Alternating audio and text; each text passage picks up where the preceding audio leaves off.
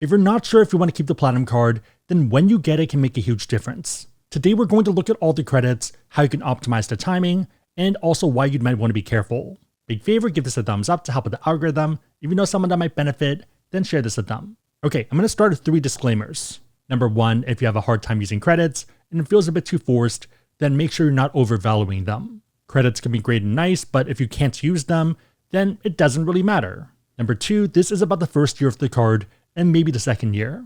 If you're looking to keep the card long term, then there's not really a best time. Number 3, these are based off the terms and we're following the rules, but there is still non-zero risk. With all of that out of the way, let's look at the credits. The Platinum card has over $1,500 in credits, some better than other ones. This includes up to $200 in Uber Cash, and it's up to $15 per month, and up to $35 for December. For this one, all you need to do is add the Platinum card to your account, and make sure to use an Amex card as the payment method. Another easy one is the Digital Entertainment credit. Here it's up to $20 per month, which is up to $240 per year. It works for Disney+, Disney Bundle, ESPN+, Hulu, New York Times, Peacock, and Wall Street Journal. These obviously can change in the future, but it's what works right now as of filming. Also, for most of these, enrollment is required, which means you need to log in to press the enroll button. So those two are pretty fine, but one I'd be careful with is Walmart Plus. So it's up to $155 as a Walmart Plus credit, but it only covers the Walmart Plus membership, and it's up to $12.95 per month. So I personally don't really value this because I don't use it, so be careful to make sure that you actually care. Moving away from the monthly ones, we have Saks. This one's up to $50 per half year, totaling up to $100 per year. In the past, we've bought sunscreen, jackets, and also cologne and perfume. The next one are the annual ones, but it is calendar year, so ends December 31st for each year. For example, for the hotel credit, it's up to $200 back per calendar year, so you have until December 31st to use it for this year. This works for prepaid stays for fine hotels and resorts, or the hotel collection. Airline fee credit is up to $200, and it works for incidentals with your selected airline, and there are a few different choices within American Express. Examples of incidentals would be checked bags as well as upgrades. There are some other airlines where it's a lot easier to use and kind of feels like a bank shot. I would definitely look into United, Southwest, as well as Delta, and maybe search up terms like additional collections. One that is a bit more debatable for value is Clear. So I feel like in the past it was a lot better, but right now it feels very hit or miss. Sometimes it feels longer than going on the normal line. One that people aren't a fan of, but technically is an option, is up to $300 for Equinox. So either works towards a membership or Equinox Plus subscription. For the purpose of this video, we're going to ignore the fluffy ones and focus on the more tangible ones because that makes more sense for me, but adjust as necessary. The 5 key ones are Uber, Digital Entertainment, Saks, Hotel, and Airline fee. Side note, but if you do want to run the numbers for yourself, we do have a calculator for this where you can discount the ones that you might not use. It basically helps you do the math for your situation and your numbers and how you might value different things. It should pop up if you Google Ask Sebi Platinum Worth It, and I'll also link it down below.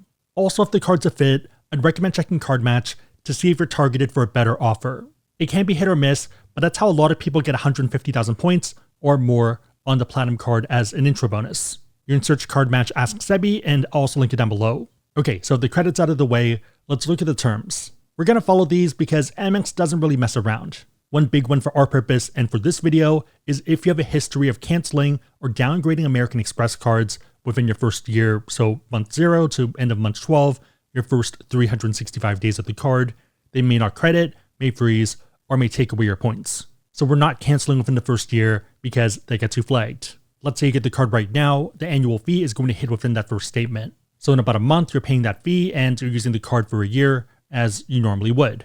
Our focus is what you're doing in month 13, so what you're doing in a year and 1 month when that second annual fee hits. When that second annual fee hits, we can go to the terms, and they say that you have 30 days to either keep, cancel, or downgrade the card, and if you do cancel within 30 days, there is kind of a grace period where you get the fee refunded. In my experience, cancellations are refunded, and downgrades tend to be prorated. The idea being that you ended up using one of the 12 months, so they give you prorated refunds, so annual fee times 11 divided by 12. Okay, so back to the credits, let's express them a bit differently. This way we can see monthly ones, semi-annual, and annual ones a little bit better. Let's double it up and make it 2 years. So what would happen if you get the card in March of year 1? You can pretty much put down the months that you would have the card, and then pretty much any of the credits that the line touches, you would have access to.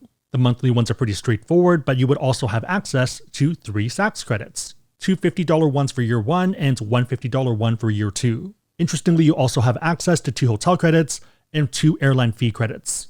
The idea being that once the calendar turns, once it becomes January 1st, you can use the full credit for the hotel as well as the airline fee one. If you highlight all the credits you have access to within that first year, you kind of realize how much value you're getting in year one. You being able to use the credits is another question, but you technically have that option, the button's available. And technically it's not just 12 months, it's 1 month more, given the grace month. In our example, year one would be March 15th, 2024 until March 14th, 2025. Month 13 would be March 15th until April 14th, 2025. In our case, starting in March, it doesn't make that big of a difference, but you'd want to add an extra month because you have access. Doing the math there, that's up to $230, $280, $150, $400, $400, so up to $1,460 in value for year one with that first annual fee. And again, these are the tangible credits, not the more fluffy ones. Okay, but what happens if we move the date and we slide it over a bit? Let's say we get the card June 15th, 2024, so your first year would end June 14th, 2025. That means that month 13, that grace month, would be June 15th until July 14th, 2025. In this case, the annual credits don't really change, and same thing with the monthly ones. The Saks credit does though. Mapping it out for that annual fee, you have access to 2 credits for 2024, the first credit for 2025, but also technically the second credit for 2025 as well. You have a very short amount of time to use it, so about 14 days, but you do have access. So starting month can play a pretty big role. Sliding into September, it's pretty much the same, nothing really changes here other than the months. So here it's still 3 Saks ones and 2 hotel and 2 airline fee ones. The interesting thing though is what happens when we slide it to December. Let's say December 10th, 2024, and first year would be December 9th, 2025. Month 13, that grace month, would be December 10th, 2025 until January 9th, 2026. Looking at the Saks credits, you have the second 2024 one, both 2025s, and the first 2026. Same idea as what we covered a minute ago. What gets interesting though is the annual credits because you technically have 2024, 2025, and 2026. You have incredibly small windows for 2024 and 2026, so there is a huge margin for error, but the opportunity is there. You have the month of December to use the December credits, and also the second Saks one, and the hotel and airline fee one. Moving it over to 2025, pretty standard here, 12 months of Uber, 12 months digital entertainment, 2 Saks, and hotel and airline fee. Heading over to 2026, you have about 9 days to use the monthly ones, the Saks one, first one at least, and the full hotel one, and the full airline fee one. If you add all of that up, it's up to $250, $280, $200, $600, $600, so up to $1,930 in tangible credits. You would have access to all of these credits for that first annual fee with the mid-December open date. This is in addition to the intro bonus and all the other benefits of the card. Main takeaway, if you're on the fence about keeping the Platinum card long-term, but you still want to get it and try it out, then earlier mid-December is mathematically the best time to get it. Reminder that if you are going for it, a check card match for elevated offers. That way you can try to get 150K or more for that Platinum card. On that note, if you want to learn about cards, whether this one or pretty much any other cards out there, and you want to support the channel, we do have links on the website, asksabby.com, and also down below in the description box. Make sure the links are competitive, that the cards make sense for you, but otherwise, it is a huge way to support the channel, so thank you in advance. If you're keeping the card long term, then timing doesn't matter as much. So for me, I have it because it makes sense based off the credits and the benefits. The entire idea of timing is for people on the fence to make sure they get the most value in that first year, and especially so if they are iffy on some of the credits. For example, let's say the hotel credit is pretty easy for you to use, but the airline fee one is a bit tough. This method means that you have a bit less risk. Long term though, it doesn't really matter because of how you would attribute credits based off access. Let's say we still use the same December timing with month 13, the grace month, being December 10th, 2025 until January 9th, 2026. Year 2 would start December 10th as well, but run until December 9th, 2026. Month 25, the grace month for year 2 would be pretty much December till January, the year after that. So the green one we already covered, and those would be all the credits you have access to that you can fully use with that first annual fee. So in this case, you want to attribute it to that annual fee because that mathematically makes sense. At the same time, that means you don't really want to attribute the annual credits for next year. A bit confusing, but hopefully that makes sense. That means for that second annual fee, you would end up only having 12 months of Uber and digital entertainment, 2 Saks, 1 hotel, and 1 airline fee. And that's pretty much how the card and credits continue long term. So you had access to all of those credits in year 1. Year 2 is a separate mathematical decision. And if we really wanted to simplify it, annual fee 1 would be access to the full annual credits for 2024, 2025, and 2026. Annual fee number 2 would have access, full use for the 2027 credit. Annual fee number 3, 2028 credit, and so on. Okay, so we covered the academic argument for this. Why shouldn't you do this? Number one, and the reason Amex probably doesn't care that much, is that a lot of people try it and screw it up. The timing's pretty tight, and if you forget to book or if you're busy, then the entire thing doesn't work. Just because someone gives it a handbook on how to play poker doesn't mean that you can do it, because you still need to execute. Number two, even if you're not breaking any rules, it might still cause problems. So again, you're not canceling or downgrading within that first year. It's after the first 12 months, so technically that's fine. 30-day grace period is spelled out, and it's pretty reasonable to use the card and benefits within that period still. So by the terms they're fine, but Amex still has something called pop-up jail. This is where you get a warning when you apply for a new card, saying that you can get the card, but you're not going to get the intro bonus. Some ways a lot of people get into this by accident is by canceling cards within that first year. There also is a lot of speculation that people that have low spend on their cards also get put in pop-up jail. At the same time, based off my research, I don't see any data points on pop-up jail for people using the Platinum card for 1 year. So right now that seems to be fine, but you never know, that can change. At the end of everything though, the main factor still tends to be spend.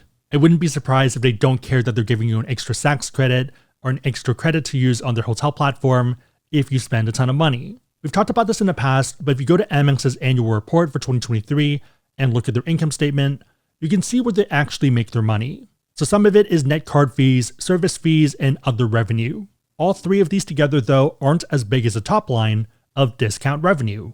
And for context, net card fees is second largest at $7.2 billion. Discount revenue is about 4 times as much at $33.4 billion. Discount revenue are the fees they charge to merchants to accept American Express cards. Another way to think of these is swipe fees. The primary driver for them, the one that makes them the most money, is people using their cards and them making the fee. So given this, the number they want to grow is how much you're spending. That's their key driver and what matters. Main takeaway, if you are trying to Platinum card for a year, apply in early or mid-December, and if that's not an option, then probably early or mid-June. At the same time, actually move your spend over to the Platinum card, especially for categories that make sense. It doesn't have to be everything, but if you are going through their system, you might as well do it and get the gold card as well, and put your dining and grocery spend on it as well. For example, for the Platinum card, I think it makes sense to move your flights over, and you're getting 5x back anyways on flights directly or through Amex Travel. It is capped at the first $500K in spend per year, but that also kind of tells you who they're targeting, the fact that they have a ceiling at $500,000. And that's per calendar year, so that's a lot of spend. For me personally, I also use the Platinum card if I'm a bit iffy on the merchant, or if there's a chance I might return it. Unlike the Gold card, the Platinum card has return protection, and it's probably one of the most powerful and underrated benefits out there. There are a ton of terms, but yeah, makes a ton of sense. Again, if you're interested in the Platinum card, check Card Match for elevated offers. If you want to learn about cards and support the channel, we have links on the website, asksabi.com, and down below in the description box. If you made it to this point, leave a calendar emoji in the comments down below, and I'll try to heart it and also respond. 3 questions. Number 1, which of the credits on the Platinum card do you actually use? Number 2, what's your favorite benefit on the Platinum card? And number 3, if you have had it for a long time, how long has that been? Let me know and everyone else know in the comments down below. Big favorite, thumbs up, share this, but otherwise hope you liked it. See you next time.